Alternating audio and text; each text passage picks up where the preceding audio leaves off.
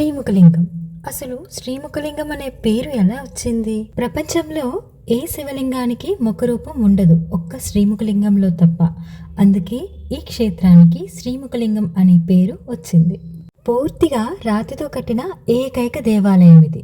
ఈ ఆలయానికి ఇంకొక అద్భుతం కూడా ఉంది. పూర్వం నాగన్న అనే ఒక కుమ్మరి ఉండేవాడు.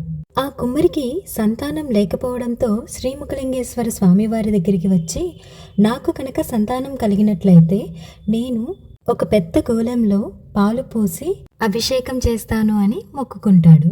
ఆయనకు సంతానం కలుగుతుంది. ఒక కుమారుడు జన్మిస్తాడు.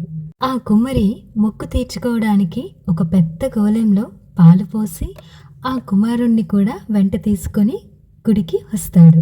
ముఖద్వారం చిన్నగా ఉండడం చేత ఆ గోళం లోపలికి తీసుకువెళ్ళలేక బాధపడి ఆ గోళంని, ఆ కుమారుణ్ణి అక్కడే వదిలేసి వెళ్ళిపోతాడు.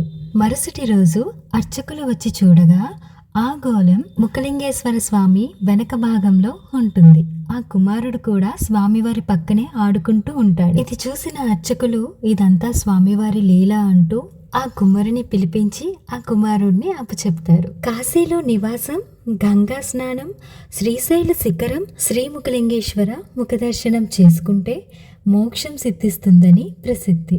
ఒక్కటి తక్కువ 1,000,000 లింగాలు ఉన్న ఈ క్షేత్రాన్ని దక్షిణ కాశీగా పిలుస్తారు.